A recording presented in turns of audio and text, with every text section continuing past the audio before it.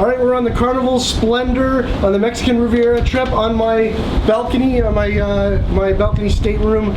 Awesome L-shaped room, loved it. At 6448 is a room number. If you're anything like me, if you're going on your first cruise, you start scouring YouTube and watching all sorts of YouTube videos, and so I'm going to make one for you guys for traveling islanders, so you can trust it and know it's good. It's going to be quick. I'm going to go through some do's and don'ts. Of course, it's going to be random order, and it's not going to catch everything. It's just top of mind sort of things that I hope helps you.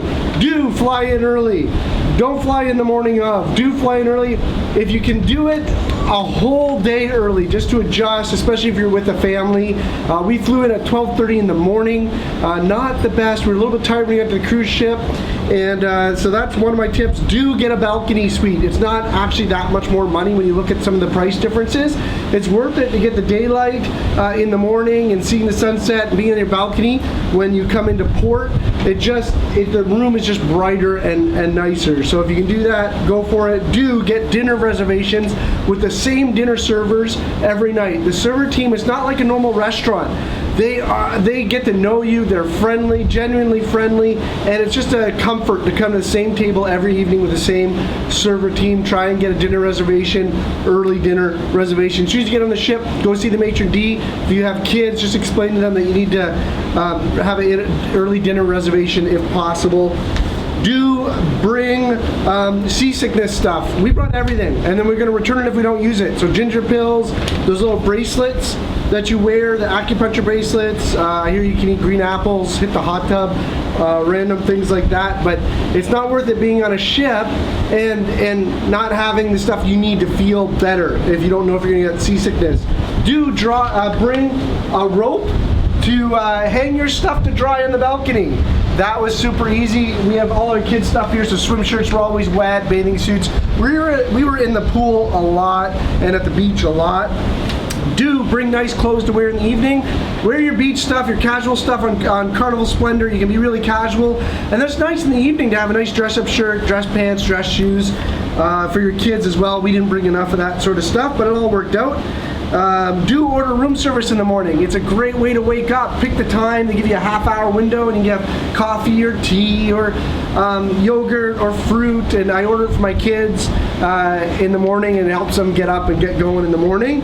Do see a show after dinner. Go to the Spectacular, and they have great shows. It's a great way to end your evening. If your kids are too tired, you can send them back to their rooms, or they can go to Camp Carnival, which is another do. We wanted to spend a lot of time as a family, so we didn't do a whole bunch of Camp Carnival for the kids, but when they did do it, they loved it. Do have a backup plan on your first day when you come for a Carnival cruise.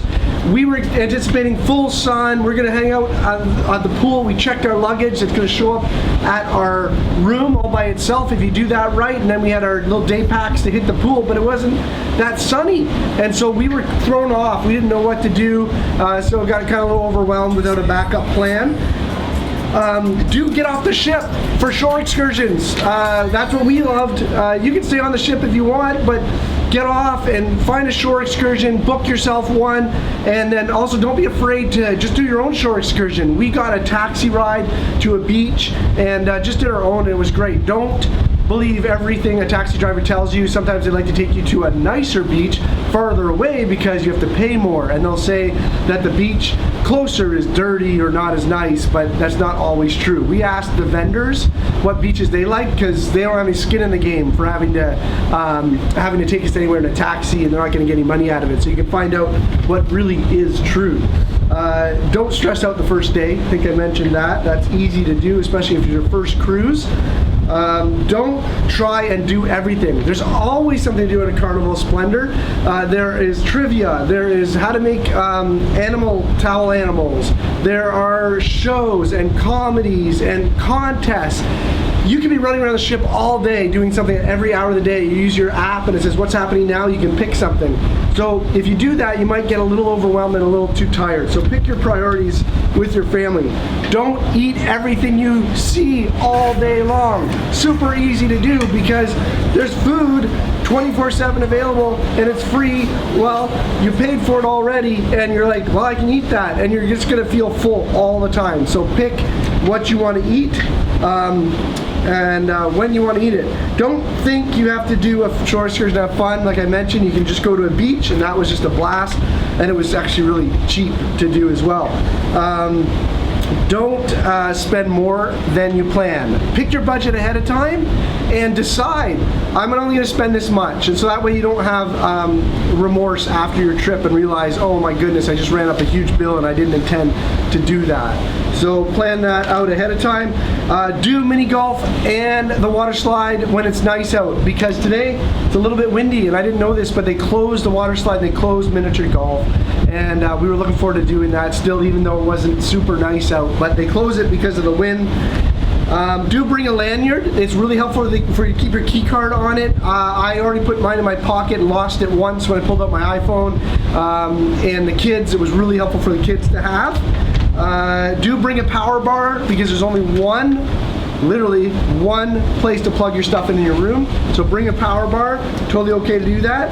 Do look at the arrows. When you come up the stairs, there's blue arrows and red arrows. Red arrow, front of the ship. Blue arrow, back of the ship. You laugh, but it is very easy to get lost in the ship. I've done it 10 times, at least 10 times, thinking I was going one way and I was going the other way. Because it's a ship, you have to go up and around. It's hard to go. Anyways, you'll know what I mean when you get on the ship. Do bring earplugs. If you are a light sleeper, it's helpful. Our room was really quiet. We didn't hear anything above us or below us. Sometimes through the door, but not very often, but the ship does make noise, and if you're a light sleeper, that's always helpful. Do put your beach towels out. They're blue with Carnival Splendor anyways, and the room service person will change it for you, and you don't have to bring it to the pool to change your towels. Wow, that's my list. That was the top of the list. I'm sure as soon as I shut off this camera, I'm going to think of other stuff. But I thought maybe that'll help you, and just have a lot of fun. Be positive. Carnival cruises are a lot of fun. They do have a reputation of being a party ship. It doesn't need to be that way. This is a March break trip for us. Lots of families here. Way more families than college students that want to party and rock and roll. But you can stay up super late, so you have to decide, do I want to stay up super late, or do I want to go to bed at a reasonable time and get up early? We did that with our kids, so maybe the party happened after we went to bed. I'm sure it did. We loved Carnival, loved our first cruise, and you will too.